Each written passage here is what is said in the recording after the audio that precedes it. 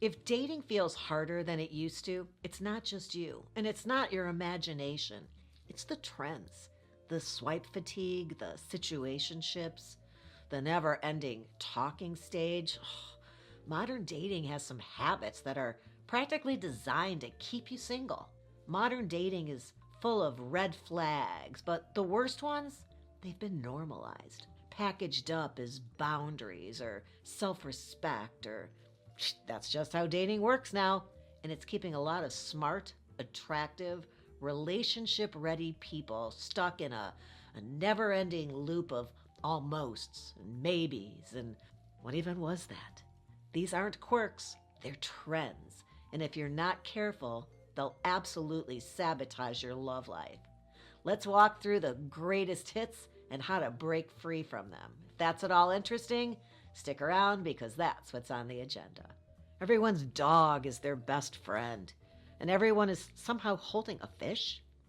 What starts as possibility quickly turns into paralysis. You're scrolling through 100 maybes and wondering why nobody feels exciting anymore.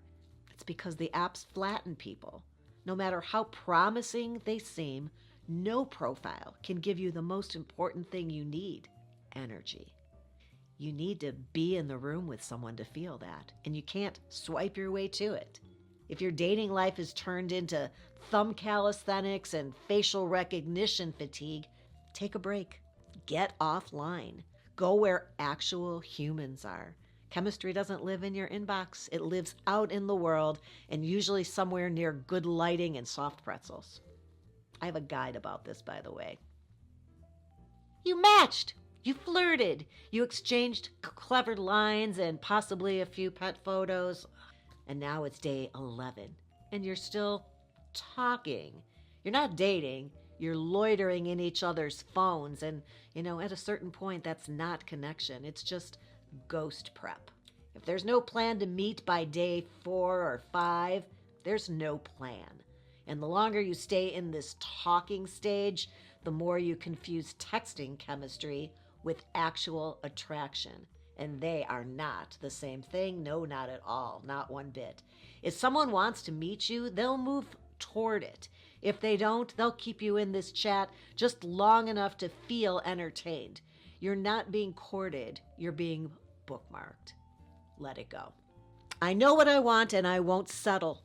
Sounds empowering, right? Until you realize that you're not dating, you're hiring.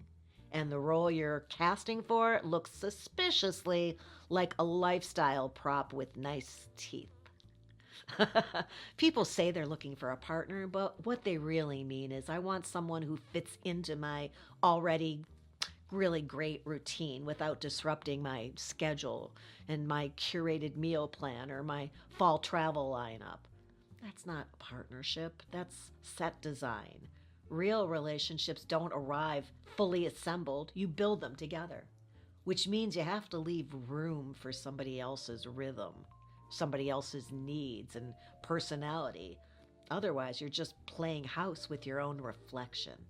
You're out, you're vibing, you're soft launching. That's what they call it. Just a casual brunch picture of someone's arm and a caption like, "Weekend things."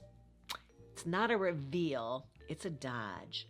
Soft launching isn't mysterious, it's confusing.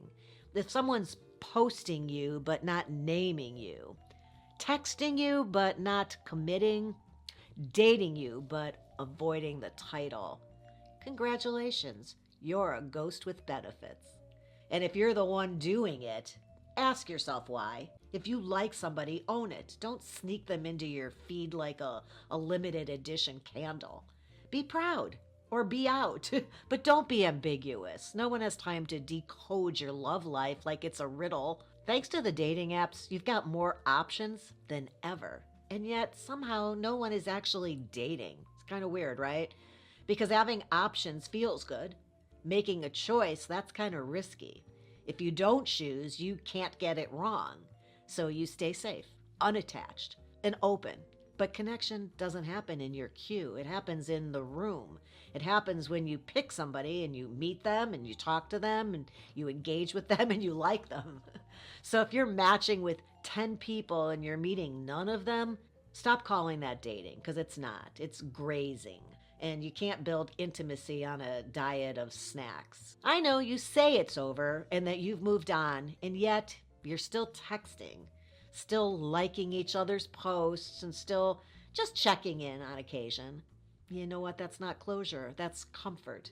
And it's keeping you stuck. Staying emotionally tied to somebody that you've already left is like sleeping in a bed you've already made, I think. In a house that you've already sold. There you go. It doesn't make sense. And it keeps the space around you occupied with somebody who doesn't belong there anymore. You want to move forward? You have to actually move. That means deleting the thread and archiving the memories. Letting go of the just in case, because until you do, you're not emotionally available. You're emotionally double booked. And that's not really fair to anybody, most of all yourself. You meet someone who makes you laugh, and they show up when they say they will, and they genuinely want to get to know you. But they're 2 inches shorter than your dream guy. Or they said espresso. Ooh. Or they have a cat. Hey. So you swipe again. This isn't about standards. It's about fear. The more boxes you require someone to check before you'll even consider them, the less chance you give anyone, including yourself, to actually connect. Chemistry doesn't come from a checklist. How many times do I have to tell you people this? And if you're filtering out decent people because they don't perfectly match your fantasy, you're not being picky. You're being unavailable in a prettier outfit. You made the list in your 30s or after your divorce or during that 6-month phase where you were really into vision boards. It had all the classics. Successful, emotionally intelligent, must love dogs, loves to travel, owns something with a coastline maybe. But here's the issue. You've grown and your list hasn't. You're not the same person you were when you wrote it. Definitely. So why are you still treating it like scripture? What actually matters now is how somebody makes you feel. If you can be yourself around them, if you can have a disagreement without considering relocation, if you can laugh and relax and breathe easily in their presence, that should be your list now. Throw the old one out or set it on fire. Same result.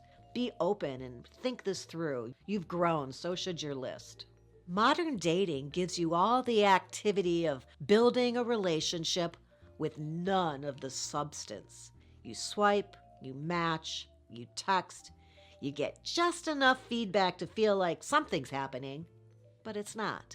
These trends have made it easy to stay busy and incredibly hard to actually connect. If you're tired of the games and of the stalling and the performative effort, then stop following the script everyone else is using. Stop optimizing for convenience and start showing up like somebody who's ready for something real. Because if you want a relationship that's actually different, you're going to have to date differently. You're going to have to do it differently and maybe be a little different. I hope you found that interesting. I hope you will find it helpful. If you did, you might want to check out this episode here. But hey, before you go, please give my mother the thumbs up and don't forget to subscribe. I really appreciate it and love to have you back here again soon. So until then, until next time, thank you and have a good one.